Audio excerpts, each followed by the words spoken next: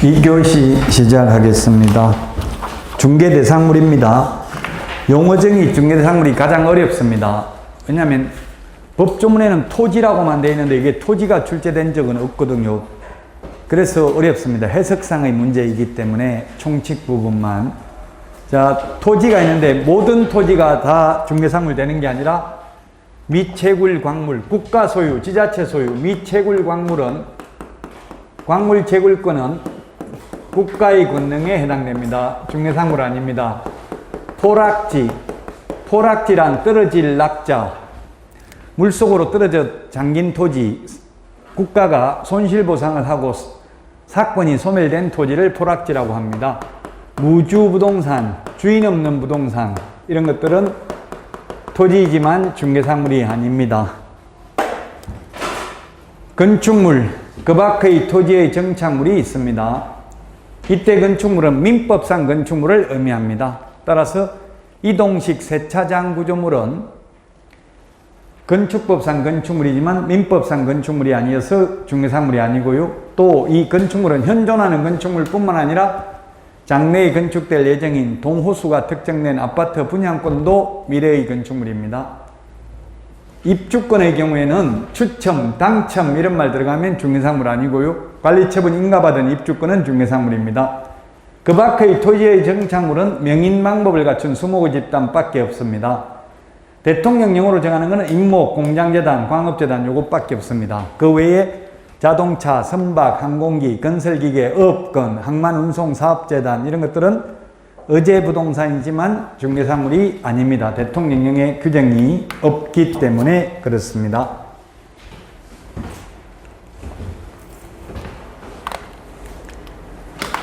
자, 그래서 조금 전에 이야기 다 했죠. 국가, 지자체 소유 토지는 중개상물 아니다. 미채굴 강물 아니다. 금전채권, 온천수 이런 것들 중개상물이 아니다. 그 다음에 토지로부터 분리된 수목원, 동산이기 때문에 중개상물 아니다. 지목이 양의장인 토지, 지목이 뭐든지 간에 용도, 지역, 지구 상관없이 모든 용도, 지역, 지구, 구역, 모든 지목 전부 중개상물 됩니다. 개인이 사고 팔 수 있으니까 32회 기출문제입니다. 그 다음에 행정재산은 국가, 지자체, 행정재산, 국유재산입니다. 중개상물이 아닙니다. 사고 팔 수 없으니까. 가압류된 토지, 가압류, 가처분, 가등기, 전세권, 지상권, 지역권, 분묘기지권 설정되어 있는 토지도 사법상 제한이 있을 뿐 중개상물에 해당된다.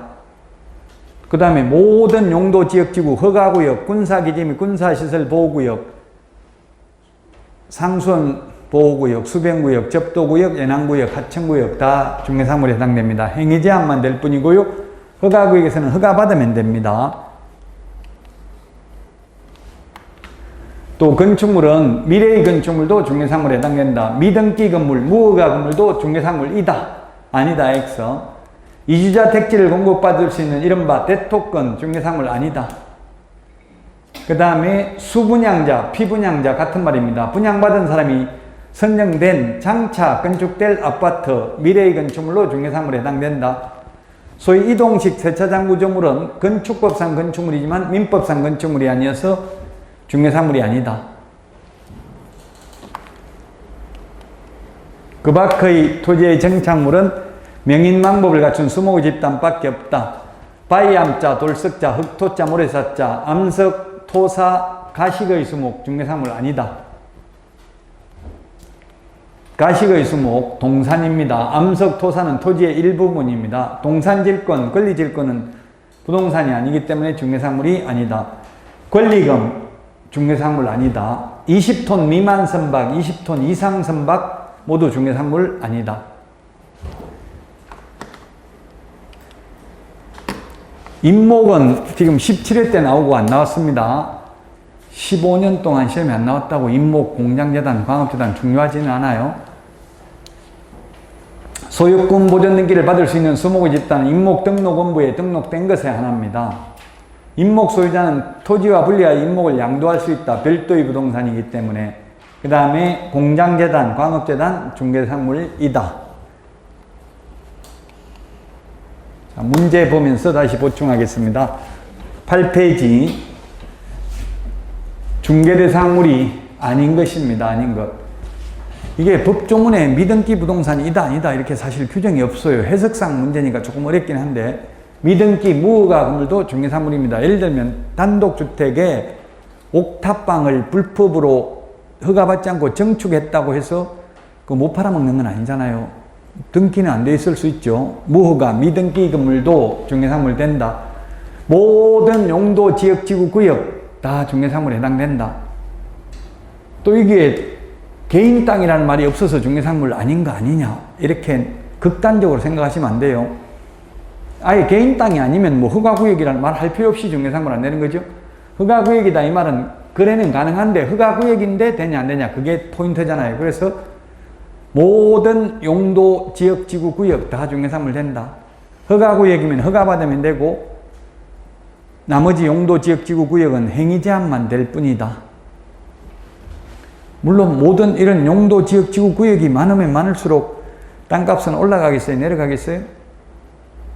내려갈 가능성이 많죠. 행위 제한이 되니까 땅값은 행위 제한에 의해서 결정되니까 동호수가 특정된 장래에 건축될 건축물 동호수가 특정됐다. 위치와 면적이 특정된 분양권은 미래의 건축물로 중개사물에 해당됩니다. 물론 지금 투기과일지구 등에서는 전매 제한이 있기 때문에 주택법에 의해서 안 됩니다만 원칙적으로 동호수가 특정된 예를 들면 지금 생활형 숙박시설이라든지 오피스텔 이런 건 되잖아요. 전매 임목, 광업재단, 공장재단 중개사물이고 가식의 수목, 가짜로 심어놓은 나무는 이건 동산입니다. 동산. 정원수 뽑아서 팔아먹으려고 심어놓은 거는 동산이고요. 나무가 중개사물 되는 거는 임목, 명인망법을 갖춘 수목집단 딱 두 가지밖에 없어요. 임목이라는 건 등기된 나무입니다. 그리고 명인망법을 갖춘 수목집단 두 개만 중개사물이다. 따라서 5번 가짜로 심어놓은 나무 이건 동산이기 때문에 중개사물 아니다. 좀 어렵기는 하죠. 왜냐하면 법조문에 이런 말이 없잖아요. 해석상 문제니까 좀 어렵기는 합니다. 자, 그 다음에 중개사물에 해당하는 것 미채굴 광물 광업법 제2조에 보면 광물채굴권은 국가의 권능에 속한다. 개인이 할 수 있는 게 아니기 때문에 중개개입 여지가 없다. 2번이 소위 권리금인데 권리금은 중개대상물이 아닌 것은 두 가지 유형이 있다고요. 아예 거래 자체가 안 되는 게 있고 두 번째는 아무나 중개를 업으로 해도 되는 게 있고 중개사물이 아닌 거에는 이거는 1번은 아예 거래 자체가 안 되는 거고요. 개인이. 그래서 중개사물이 아니고 2번은 아무나 중개를 업으로 해도 상관없다. 권리금 알선은 아무나 하고 돈 받아도 상관이 없다. 토지로부터 분리된 수목은 동산입니다. 중개사물 아닙니다. 수목. 나무 중에서 중개사물 해당되는 것은 임목. 명인망법을 갖춘 수목 집단밖에 없다. 지목이 양의장, 이게 작년에 시험에 나왔는데요. 양의장이. 작년에 강의할 때 어느 강사도 공인중개사법 대한민국 강사 여러분들이 모든 강의 다 들어봐도 양의장이 중개사물이 된다고 강의한 사람 한 명도 없습니다. 근데 시험에 나왔다고요? 그럼 양의장, 목장용지, 공장용지, 뭐 지목이 28개 있는데 그걸 다 말할 필요 없죠? 모든 지목 다 개인 땅이라는 전제 하에서 중개사물 된다고요?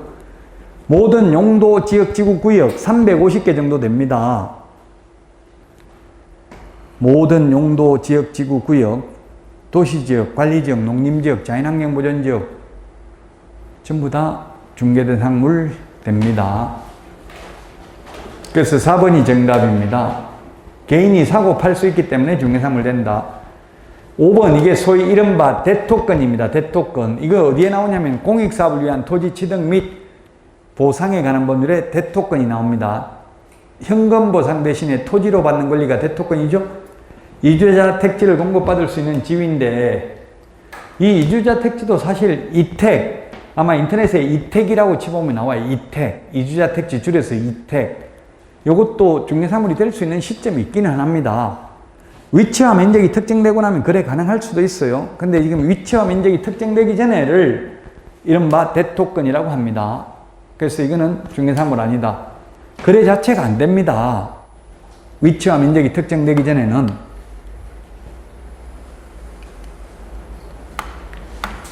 자, 중개사물에 해당되는 것은 있는데 금전소비대차 아니다. 아무나 중개도 상관없다. 기둥과 지붕만 있고 주벽이 없는 세차장 구조물, 중개상물 아니기 때문에 요거 왜 판례가 나오냐면 이 이동식 세차장 구조물을 3건 중개하고 한 건당 500만원씩 1,500만원 받은 사안에 대해서 옆에 개업공개사가 무등록 개업공개사 처벌해달라고 고발했다고요. 대법원까지 갔는데 이동식 세차장 구조물은 중개상물이 아니다. 중개상물이 아닌 것을 소개해도 중개가 아니다. 중개 아닌 걸 하고 받는 돈은 중개보수도 아니다. 그러므로 공인중개사법 위반이 아니다. 아무나 중개를 업을 해도 상관없다는 이야기예요. 중개상물이 아니니까. 동산질권, 권리질권, 질권은 민법 시험 범위에도 안 들어가죠. 물권이지만 중개상물 아닙니다. 법정저당권, 법정지상권, 유치권, 성립에는 중개개입 여지 없다고 했죠. 이전, 양도할 때는 중개상권리에 해당됩니다. 5번이 답입니다. 등기된 환매권, 양도할 수 있고요. 이때는 중개상권리고요. 환매계약이 성립하도록 알선하는 것도 중개입니다. 그러나 그냥 시험에 환매라고만 나오면 환매는 환매권자만 환매할 수 있기 때문에 중개 개입 여지가 없습니다. 환매, 상속, 증여 그 자체는 중개 개입 여지가 없다고요. 그러나 아까 상속받은 토지도 중개상물이라고 했죠. 환매라는 건 다시 사는 게 환매고 환매권은 다시 살 수 있는 권리가 환매권입니다. 환매권은 중개상 권리에 해당됩니다. 5번이 답입니다. 자, 중개상물 옳은 것입니다. 1필의 일부, 임대차는 1필의 일부, 매매는 안 되지만 일부에 대해서 임대차, 전세 가능합니다. 용익물권은 가능하죠. 지상권도 가능합니다. 그래서 1번 틀렸고요. 명인망법을 갖춘 수목의 집단은 저당권의 목적은 될 수 없습니다. 단 중개상물 될 수 있고 소유권의 객체는 될 수 있습니다. 저당권은 등기를 요소로 합니다. 명인망법이란 관서법상 공시방법을 갖춘 걸 말하죠. 임목하고 차이점, 임목은 등기된 나무인 임목은 저당권의 객체가 될 수 있는데 명인망법을 갖춘 수목의 집단은 저당권의 객체가 될 수 없습니다. 동호수가 특정되지 않았지만 이미 건축이 완료된 아파트는 중개사물인 건축물에 해당한다. 예, 3번이 맞는데요. 요거 아직까지 시험에 나온 적은 없습니다. 근데 판례가 있습니다. 3번이 답입니다. 이 판례를 제가 전부 다 읽어보니까 뭔지 봤더니만 이게 지역주택조합 아파트더라고요. 제가 20년 전에 지역주택조합 아파트 당첨돼가지고 그 자리에서 200만원 받고 팔았어요. 그 이제 당첨자 번호만 보고 200만원 받고. 근데 그 이제 분양받은 사람들 나중에 보니까 동호수 특정은 입주하기 한 1년 전쯤에 동호수를 특정하더라고요. 왜냐면 2층 이런 데 안 좋은 층수 받으면 싫어하잖아요. 대부분. 그래서 옛날에는 동호수를 늦게 특정하더라고요. 최근에 지역조합 아파트 하는 걸 보니까 요즘은 바로 그 동호수를 바로 특정해버리더라고요. 조합원 모집하면서 조합 가입하고. 그 옛날에 동호수가 특정되지 않았지만 이미 조합은 500명 모집 다 돼 있고 500가구가 다 건물이 이미 지어져 있어요. 그런 경우 몇 동 몇 톤지 아직 정해지지 않았지만 더 이상 변동될 가능성도 없고 그 중에 하나는 어딘가를 받는 건 확실하고 이런 경우에는 중개상 권리에 해당이 된다라는 게 판례예요. 판례. 시험에 나온 적은 없습니다. 시험에는 지금 국토부 유권해석 또는 협회 이런 데 물어봐도 무조건 위치와 동호수 특정된 것만 가능하다 이렇게 말하고 있어요. 근데 판례가 동호수 특정되지 않았다 하더라도 사실상 이미 건축이 완료된 아파트 누가 몇 동 몇 호에 들어가지는 확정되지 않았다 하더라도 이런 건 중개상물 된다는 게 판례고요. 아직 시험에 나온 적은 없다. 자, 그 다음에 공장재단, 광업재단은 저당권의 목적이 될 수 없다. X입니다. 임목, 공장재단, 광업재단 이거 전부 다 저당권의 목적으로 하기 위해서 이런 재단을 설립하는 거죠. 공장재단, 광업재단. 저당권의 목적이 될 수 있습니다. 왜? 등기되어 있기 때문에. 저당권은 등기를 요소로 합니다. 가압류된 토지는 거래 불가능하지 않습니다. 중개상물이 될 수 있습니다. 가압류, 가처분, 가등기 사법상 제한이 있을 뿐입니다. 모든 용도, 지역, 지구, 구역, 공법상 제한이 있을 뿐 거래는 가능합니다. 따라서 중개사물 됩니다. 3번이 답입니다. 3번이 답인데 아직까지 3번 지문이 직접 나온 적은 없고 원칙적으로는 위치와 면적이 특정, 동호수가 특정되어야 한다. 그러나 예외적으로 반드시 동호수가 특정된 것만 중개사물이 된다 하면 X입니다. 대법원 판례가 있으니까요. 3번이 정답입니다. 임목은 시험에 요건 잘 나오지는 않습니다. 임목이란 토지에 부착된 수목의 집단으로서 그 소유자가 이 법에 따라 소유권 보존 등기를 받은 것을 임목이라고 합니다. 등기된 나무를 말합니다. 2번 임목 소유자는 토지와 분리하여 그 임목을 양도하거나 저당권의 목적으로 할 수 있다. 별도의 부동산이기 때문에 토지 소유권 또는 지상권의 처분의 효력은 임목에 미친다 했는데 미치지 않습니다. 별도의 부동산이기 때문에. 자, 그래서 이 토지가 있고요. 이 토지에 나무 임목이 있습니다. 임목도 갑이고 소유자가 토지도 가령 갑입니다. 근데 토지를 처분했습니다. 을에게. 그래도 갑은 계속해서 을 토지를 사용할 수 있는 이른바 법정지상권이 성립합니다. 그래서 토지 소유권 또는 지상권 처분 효력은 임목에 미치지 않습니다. 임목에 미친다 했는데 임목에 미치지 않기 때문에 임목은 계속 갑 소유이기 때문에 갑은 계속해서 을 토지를 사용할 수 있는 권리가 있다. 아마 여러분들이 이거는 시험에 그렇게 중요하지 않고 시험에 최근 15년간 안 나왔다고요. 최근 10년간 안 나왔던 부분은 크게 신경 안 쓰셔도 돼요. 근데 7, 8월에는 그래도 한 번은 해야 되니까 하는 거고요. 9, 10월에는 이런 문제는 거의 안 합니다. 10년 동안 안 나온 거는 9, 10월 달에는 안 합니다. 이제 범위를 자꾸 줄입니다. 가면 갈수록. 범위를 확장하는 게 아니고. 자, 4번. 임목을 목적으로 하는 저당권의 효력은 임목을 베어낸 경우 그 토지로부터 분리된 수목에 대해서도 미친다. 미칩니다. 이건 안 미친다고 하면 어떤 일이 생기겠어요? 이걸 저당권을 설정했는데 나무를 베어내가지고 팔아먹어버리면 저당권자가 불척의 피해를 입겠죠? 그럼 나무 판매 대금을 저당권자가 먼저 받아갈 수 있습니다. 소유권 보존 등기를 받을 수 있는 수목의 집단 이 법에 따른 임목 등록원부에 등록된 것으로 한정된다. 맞습니다. 등록을 먼저 해야 됩니다. 마찬가지 우리 토지도 등기하려면 먼저 대장부터 먼저 만듭니다. 임목 등록원부에 등록된 거에 한하여 소유권 보존 등기를 할 수 있습니다. 답 3번입니다. 자, 10번입니다. 틀린 것은 했는데 미래의 건축물도 중개사물에 해당된다. 행정재산은 중개사물에 해당되지 않는다. 팔 수가 없으니까. 옛날에 국유재산 중에는 행정재산, 보존재산, 잡종재산이라고 했는데 지금은 보존재산, 행정재산을 행정재산이라고 하고요. 잡종재산을 일반재산이라고 합니다. 그래서 행정재산은 당연히 중개사물이 안 되고요.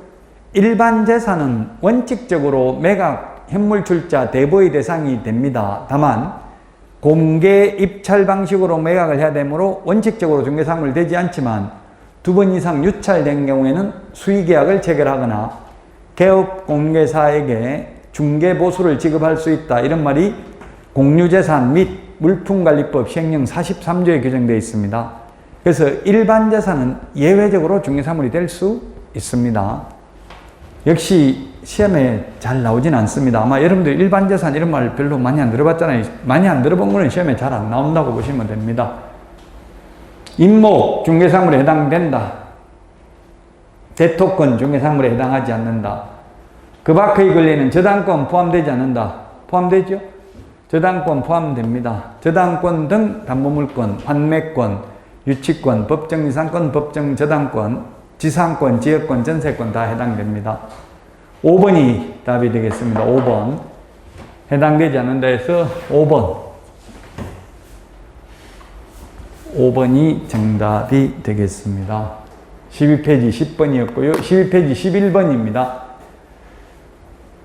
11번 같은 문제가 16문제 출제됐습니다. 작년에 박스형 문제. 이런 출제 패턴이 요즘 유행하는 문제 경향입니다. 그래서 중요합니다. 이런 거는. 자, 중개사물에 해당하는 것은 했네요. 해당하는 것. 미래의 건축물, 수분양자, 피분양자, 받을 숫자, 동호수 특정된 것은 가능하다고 했죠. 특정 안 돼도 예외적으로 가능한 것도 있기는 했죠. 원칙적으로는 동호수가 특정되어야 한다. 맞습니다. 명인망고를 갖춘 수모 집단, 임목 둘 다 중개상물 됩니다. 근데 이거 소위 이동식 세차장 구조물은 주벽이라고 할 만한 것이 없다. 주벽이 없으므로 원래 건축법상 건축물은 지붕과 벽 또는 기둥이 있으면 된다. 건축법은. 민법은 이 세 개 다 있어야 된다. 그래서 이동식 세차장 구조물은 주벽이 없기 때문에 민법상 건축물은 아니다. 그러므로 중개상물이 아니다. 아무나 중개하고 돈 받아도 상관없다. 또 토지거래 허가구역 똑같은 질문이 계속 나오잖아요. 토지거래 허가구역이든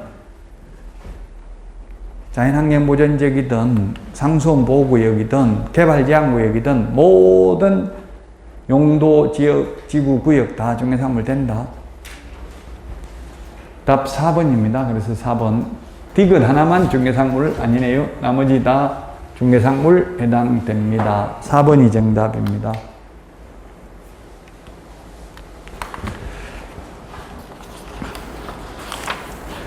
용어정의, 중개대상물이 가장 어려운 파트입니다. 용어정의와 중개상물.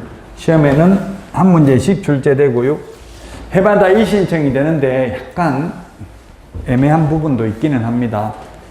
그래서 뭐 생소한 거 나오면 그냥 찍어야 되겠죠. 그렇게 생소한 거는 거의 안 나오고 나왔던 문제만 계속 반복해서 출제되고 있습니다. 자, 그 다음에 공인중개사 제도 조금만 보고 쉬었다 하도록 하겠습니다. 우리 위원회, 프린터 위원회 비교하는 거 내드렸습니다. 공인중개사 정책심의위원회, 공제운영위원회, 주택임대차위원회, 상가임대차위원회, 그 다음에 주택, 상가임대차 분쟁 조정위원회가 있습니다. 자, 공인중개사 정책심의위원회는 국토부에 둘 수 있다. 공제운영위원회는 협회에 둔다. 주택임대차위원회, 상가임대차위원회는 법무부에 둔다.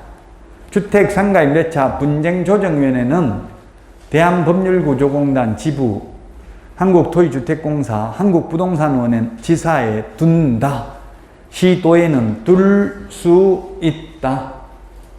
자, 위원장 숫자입니다.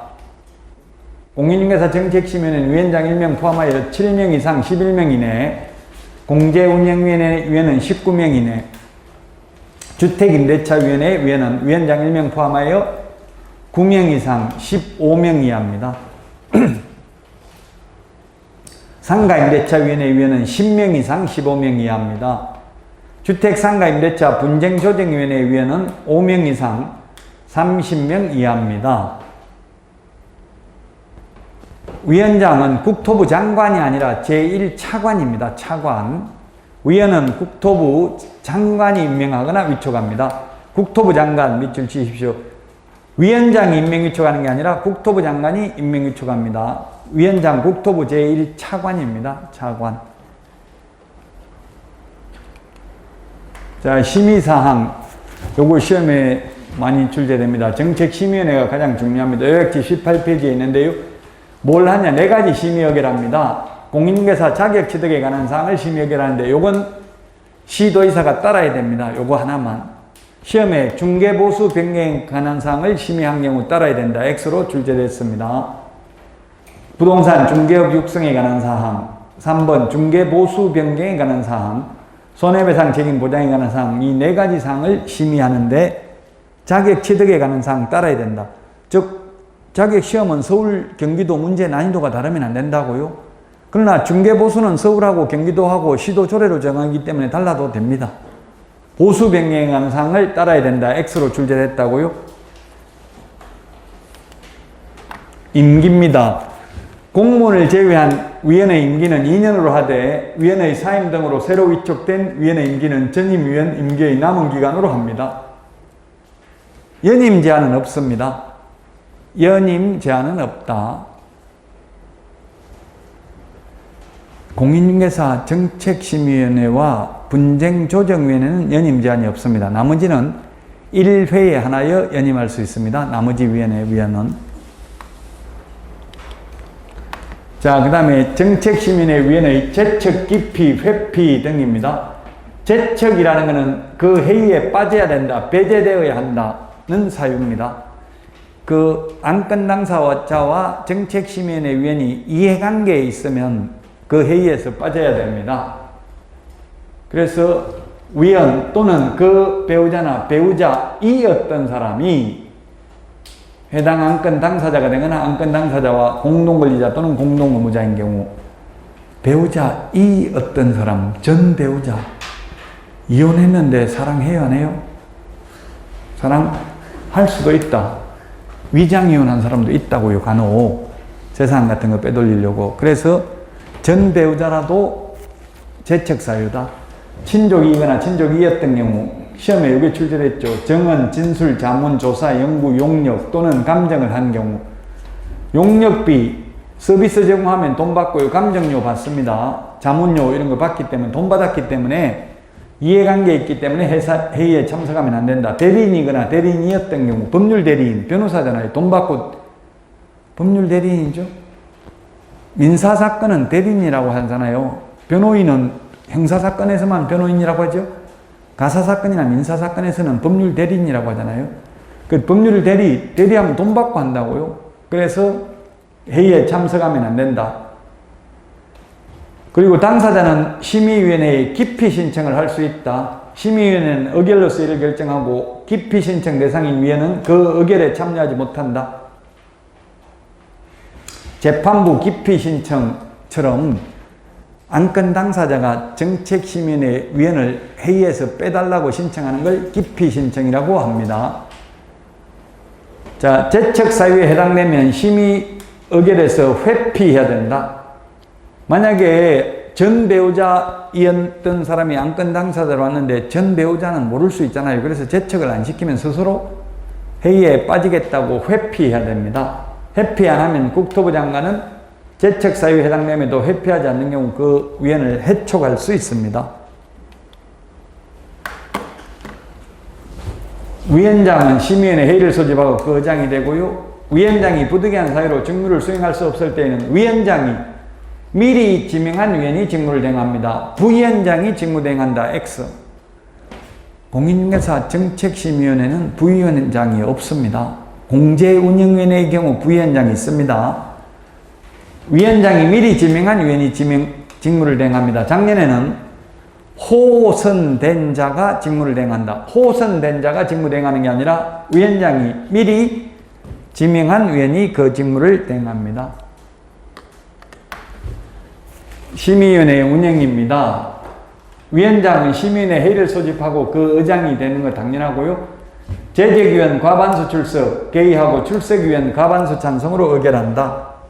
위원이 7명 이상 11명 이하면 만약 11명이라면 6명 이상이 출석해야 되고 6명이 출석했으면 4명 이상 찬성입니다. 출석위원 과반수 찬성이지 재직위원 과반수 찬성이 아닙니다. 재직위원 과반수 출석, 출석위원 과반수 찬성으로 의결합니다. 위원장은 심의위원회 회의를 소집하려면 회의 개최 7일 전까지 당사자에게 통보해야 됩니다. 다만 부득이한 사유가 있는 경우 회의 개최 전날까지 통보할 수 있습니다. 위원장은 심의에 필요하다고 인정하는 경우 관계 전문가를 출석하게 하여 의견을 듣거나 의견 제출을 요청할 수 있다. 그 다음에 심의위원회 운영에 관하여 필요한 사항은 심의위원회 의결을 거쳐서 위원장이 정합니다. 자, 13페이지 문제 보겠습니다. 13페이지 탑 오브 문제. 공인중개사 법령상 자격시험에 대한 설명으로 틀린 것입니다. 원칙적으로 시도의사가 자격시험을 시행한다. 예, 원칙 시도의사, 예외 국토부 장관입니다. 국토부 장관이 직접 시험을 시행하려면 공인중개사 정책심의의 의결을 미리 사전 의결을 거쳐야 됩니다. 미리 거쳐야 됩니다. 미리가 포인트입니다. 미리. 미리 거쳐야 됩니다. 국토부 장관이 직접 시험을 시행하려면. 시험은 공기업 준정부기관 또는 협회에 위탁할 수 있다. 지금 현재는 준정부기관인 한국산업인력공단에 위탁이 되어 있습니다. 자, 그 다음에 시험 계략적 사항은 매년 2월 말까지 일간신문, 관보, 방송 중 하나 이상에 공고하고 인터넷 홈페이지 등에도 이를 공고해야 된다. 매년 2월 말까지입니다. 근데 현실적으로는 올 연말 되면은 내년도 모든 그 산업인력공단에서 실시하는 시험을 언제 한다고 다 사실은 발표는 하더라고요. 정식 공고는 또 2월 말까지 한 번 더 합니다. 하기는. 자, 그 다음에 시험 시행기관장은 시험에서 부정행위를 한 응시자에 대해서는 그 시험을 무효로 하고 시험 시행일로부터가 아니라 무효 처분일로부터 5년간 시험 못 봅니다. 무효 처분일로부터. 그래서 5번이 틀렸습니다. 무효 처분일로부터 5년간 시험 못 본다. 부정행위 하면 5년, 자격 취소되면 3년간 시험 못 보는데 무효 처분일로부터 5년입니다. 부정행위 한 날로부터 5년이 아니라 무효 처분일로부터 5년. 자, 정책심의위원회입니다. 국토부에 둘 수 있다. 공제운영위원회는 둔다. 자, 그 다음에 자격 취득에 관한 사항은 시도의사가 따라야 됩니다. 자격 취득에 관한 사항은 따라야 된다. 위원회 위원장은 국토부 장관이 아니고 누구라고 했습니까? 제1차관. 제1차관. 자, 그 다음에 비영리 민간단체에서 추천한 사람은 정책시민의 위원이 될 수 있습니다. 이거는 좀 어려운데 이런 거 몰라도 이게 명백하게 답이 보이죠. 다른 거에서. 이런 거는 크게 중요하진 않아. 이걸 다 암기하기는 어렵다는 이야기. 시험에 한 문제 나오니까. 위원장 1명 포함하여 7명 이상 11명 이내다. 조금 전에 위원 숫자 봤죠. 공제운영위원은 19명 이하. 따라서 3번이 정답이 되겠습니다. 정책시민의 심의 의결사항이 아닌 것은 자격취득에 관한 사항, 요거는 시도의사가 이에 따라야 되고요. 중개업 육성에 관한 사항, 보수 변경에 관한 사항, 손해배상 책임 보장에 관한 사항. 손해배상 책임 보장에 관한 사항 이게 뭡니까? 공제료 올리려면 심의를 거쳐야 된다고요. 지금 공제료가 2배로 올라갔고요. 내년에부터 시행이 됩니다. 내년부터. 내년에 여러분들 공부하려면 또 새로 암기해야 돼. 지금 제가 말을 안 했잖아요. 지금은 현재 1억 가입하면 되잖아요. 1억 이상. 그거 올리려면은 공인중개사 정책시민의 의결을 거쳐야 됩니다. 근데 자격 취소에 관한 사항 없죠? 자격 취소하려면 공인중개사 정책시민의 의결을 거쳐야 된다. 이런 말 없잖아요. 답 5번입니다. 5번.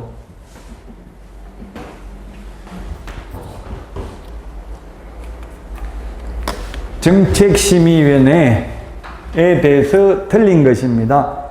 정책심의위원회 틀린 것. 위원장은 위원회 회의를 소집하고 그 의장이 되고요. 위원장이 부득이한 사유로 업무를 수행할 수 없을 때는 부위원장이 직무를 대행하는 게 아니라 위원장이 미리 지명한 위원이 직무를 대행한다 했습니다. 회의는 재직위원 과반수 출석 7명에서 11명인데 11명이라면 과반수 출석, 출석위원 과반수 찬성으로 의결합니다. 위원장은 회의 소집하려면 회의 7일 전까지 당사자에게 통보를 해야 되고 부득이한 사유가 있는 경우에는 회의 개최 전날까지 통보할 수 있습니다. 예측된 삶을 살 수 있도록 해야 되잖아요. 갑자기 오늘 회의한다. 아침에 연락 오면 다른 약속을 잡을 수도 있잖아요. 그러니까 7일 전까지는 회의한다고 이야기를 해줘야 된다고요. 7일 우리 프린터 39번에 몇 번에 있습니까? 프린터 39번에 14번 39번에 14번 밑줄 치놓으세요. 39번에 14번 오늘 처음 받으셨으면 밑줄 치세요. 39번에 14번 이거 처음 보면 찾기도 힘들어요. 어디에 있는지. 39번에 14번 찾았습니까? 회의 개최 통보 7일 전까지 해야 되고요. 부득이한 사유가 있는 경우 회의 개최 전날까지 할 수 있다. 자, 그 다음에 위원회는 사무 처리할 간사 1명을 두고요. 간사는 위원장이 국토부 소속 공무원 중에서 지명합니다. 위원장이 합니다. 위원장. 위원은 위원장이 하는 게 아니라 누가 한다고 했어요? 국토부 장관이 임명 위촉한다고 했죠? 위원은. 근데 간사는 위원장이 국토부 소속 공무원 중에서 지명합니다. 간사, 우리 그 회의 같은 거 하면 총무, 간사, 뭐 사무총장, 그냥 장부 정리하고 이런 사람이죠. 서기죠, 서기.